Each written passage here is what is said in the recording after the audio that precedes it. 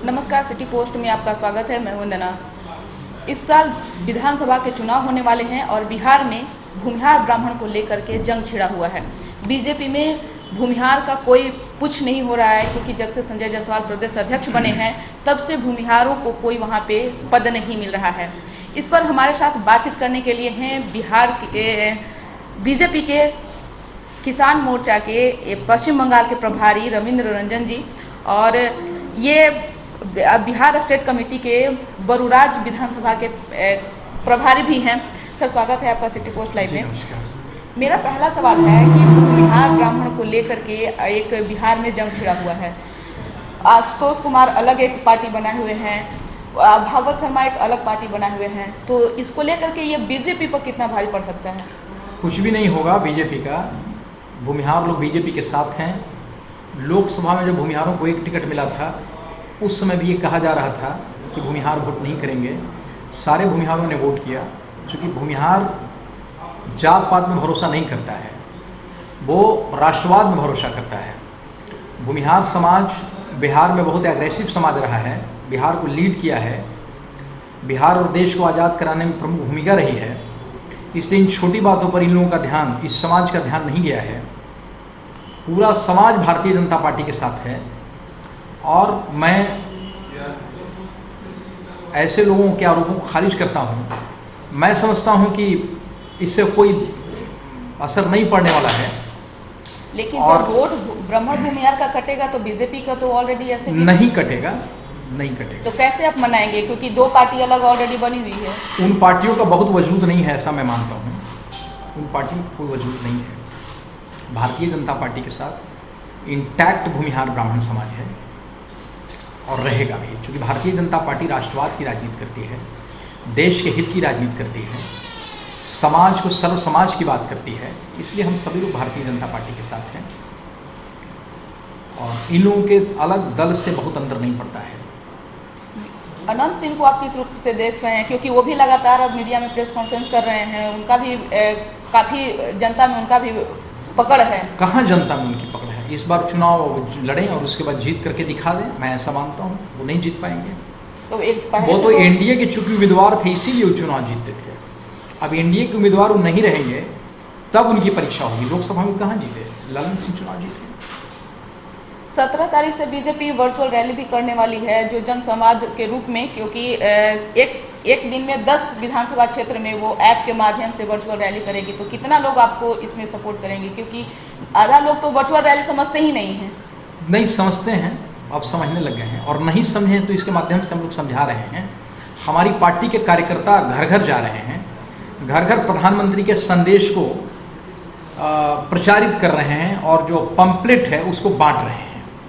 तो हम लोग इसके, और मैं समझता हूँ कि मैक्सिमम घरों में स्मार्टफोन है आज की तारीख में, इसलिए वर्चुअल रैली, जैसे अमित शाह जी की वर्चुअल रैली हुई 2-3 दिन पहले, तो रैली काफ़ी सफल हुई। वो पहली रैली थी, वर्चुअल रैली थी। ये जो रैली होगी ये और ज़्यादा सफल होगी, क्योंकि उस रैली के बाद सारे लोग इसके बारे में जान गए। तो अब तो चूँकि कोरोना महामारी, कोरोना संकट से हमारा पूरा देश आज गुजर रहा है, इसलिए यही एक माध्यम बचा है जिसके माध्यम से हम लोकतंत्र को जीवित रख सकते हैं।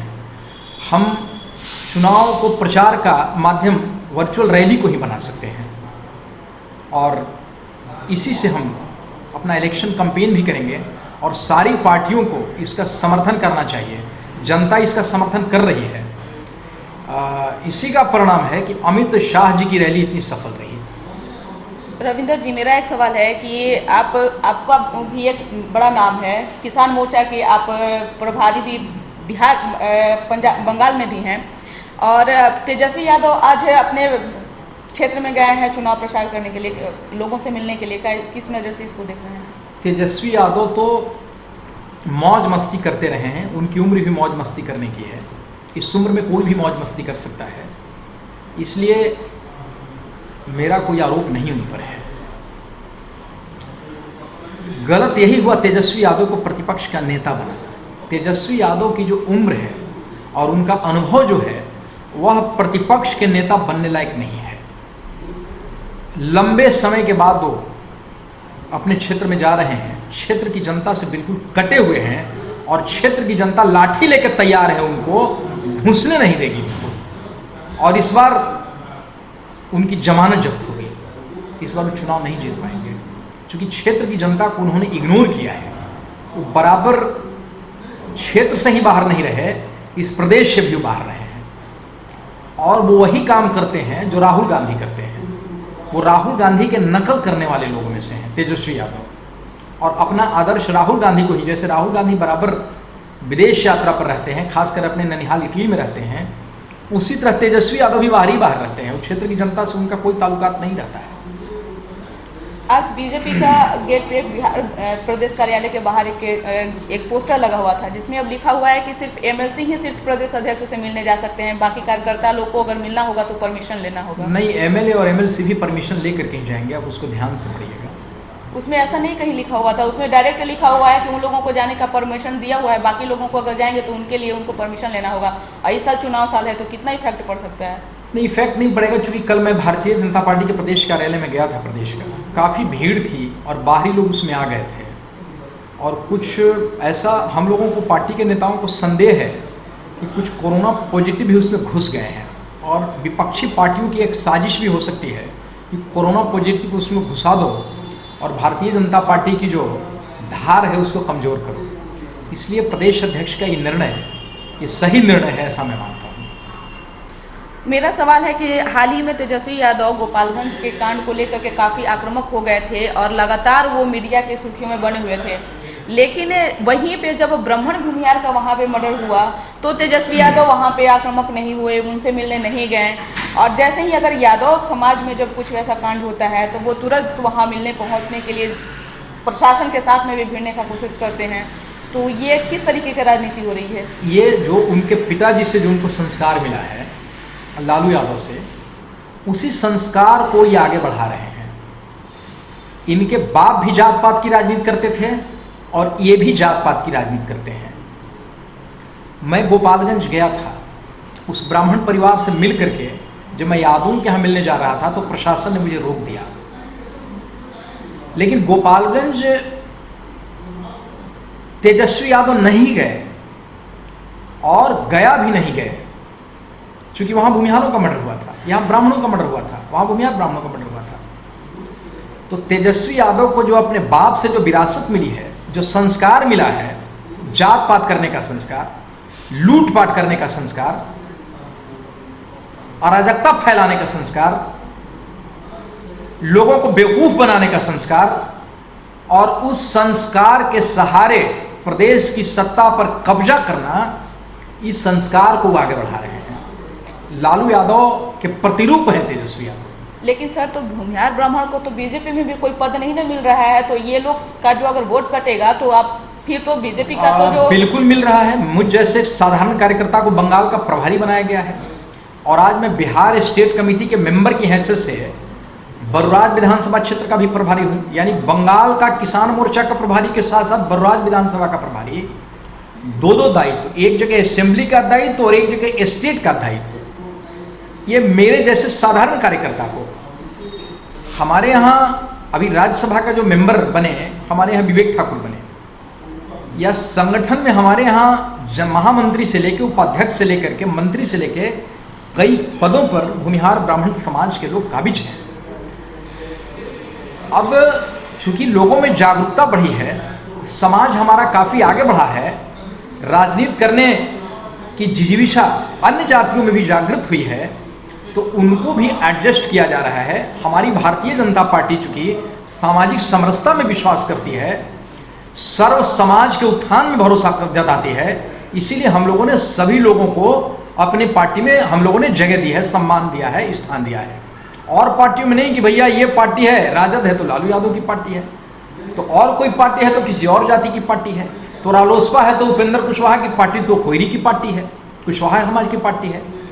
तो ऐसा हमारे यहाँ नहीं है। हमारी भारतीय जनता पार्टी सभी जातियों की पार्टी है और इसमें सभी जातियों के लोगों को बराबर सम्मान मिला है, बराबर हक मिला है। उस आधार पर अगर आपको लगता होगा कि भूमिहार ब्राह्मण समाज को कम सम्मान मिला है तो ये आपका देखने का नज़रिया हो सकता है, लेकिन ऐसा है नहीं। केंद्र सरकार और राज्य सरकार मिलकर कोरोना वायरस का पूरा रिस्पॉन्सिबिलिटी अपने ऊपर ले हुए थे, लेकिन जो क्वारंटाइन सेंटर का हालत देखा गया, जो मरीजों के साथ में, जो प्रवासी मजदूरों के साथ में जो भेदभाव हुआ, उसको लेकर के कांग्रेस उसको मुद्दा बनाई हुई है। कांग्रेस का कहना है कि इस बार अगर वो किसी से वोट भी लेने जाएंगे तो भी जनता उनको वोट नहीं देगी, और कांग्रेस इसी हिसाब से वो अपना जीत का दावा कर रही है। तो इसको किस रूप में आप देख रहे हैं? नहीं, कांग्रेस काहे के लिए जीतेगी? अभी कांग्रेस को तो 20 साल अभी सत्ता में नहीं आना है। आप भविष्य देख लिए सर? भविष्य में देख लिया। गांव में मतलब मेरी उम्र जितने वर्ष की है, मैं 45 वर्ष से राजनीति को बहुत सरसरी निगाहों से देख रहा हूँ। 40-45 वर्ष से, 40 वर्ष से तो जरूर। इतना पॉपुलर प्रधानमंत्री, इतना लोकप्रिय प्रधानमंत्री अभी तक हिंदुस्तान में कोई नहीं हुआ था। नेताओं से लोगों को नफरत होती है, नेताओं के खिलाफ में जनता बोलती है। नरेंद्र मोदी पहला ऐसा शख्स, पहला ऐसा व्यक्तित्व है जिनके पक्ष में आज गांव और गरीब, गांव और देहात के लोग खड़े हैं, गरीब और किसान खड़े हैं। आप चाहे गांव के खेतों में चले जाइए, गांव की गलियों में घूमिए, दलित बस्तियों में जाइए, पिछड़ों के टोलों पर जाइए, अगड़ों के गांव में जाइए, नरेंद्र मोदी के मैक्सिमम प्रशंसक आपको मिलेंगे।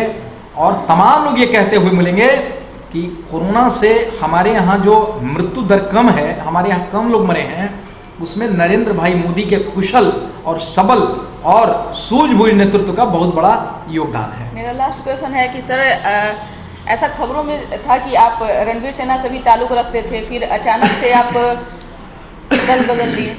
नहीं, मैं कभी रणवीर सेना में नहीं गया। 20 वर्ष की उम्र में मैं भाजपा युवा मोर्चा का पालीगंज मंडल का मैं अध्यक्ष बना 86 में। उसके बाद मैं जिला का उपाध्यक्ष बना। फिर नंदकिशोर यादव जब युवा मोर्चा के प्रदेश अध्यक्ष थे तो उनकी कमेटी का मैं मेंबर बना।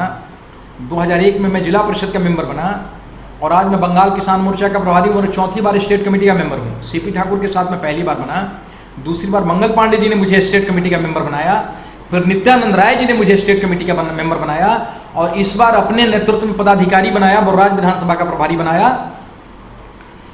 डॉक्टर संजय जायसवाल जी ने, और किसान मोर्चा का ऑल इंडिया कमेटी का मैं मेंबर हूं, और पश्चिम बंगाल का मैं प्रभारी हूं, सह प्रभारी हूं। तो मैं मेरे इलाके में रणवीर सेना और नक्सलियों के बीच में संघर्ष अक्सर चलता था। उस संघर्ष में मैं न्यायिक बात करता था। मैं ये जरूर बात करता था कि नक्सली लोग पूंजीपतियों के हाथों खेल रहे हैं। वो कांग्रेस और पूंजीपति, आरजेडी कांग्रेस और पूंजीपतियों के त्रिगुट के शिकार हैं, और गांव को तबाह और बर्बाद करने पर लगे हुए हैं। जो भोले भाले किसान हैं उनकी संपत्तियों को लूट रहे हैं, उनके खेत खलिहान को जला रहे हैं, उनकी हत्याएं कर रहे हैं। मैं इसकी आवाज़ उठाता था। अब इस मामले में मुझे अगर रणवीर सेना कोई कहता है तो वो अलग बात है, लेकिन मैं रणवीर सेना का चवनिया मेंबर भी कभी नहीं बना हूँ। मैं तो शुरू से भारतीय जनता पार्टी के साथ रहा हूँ।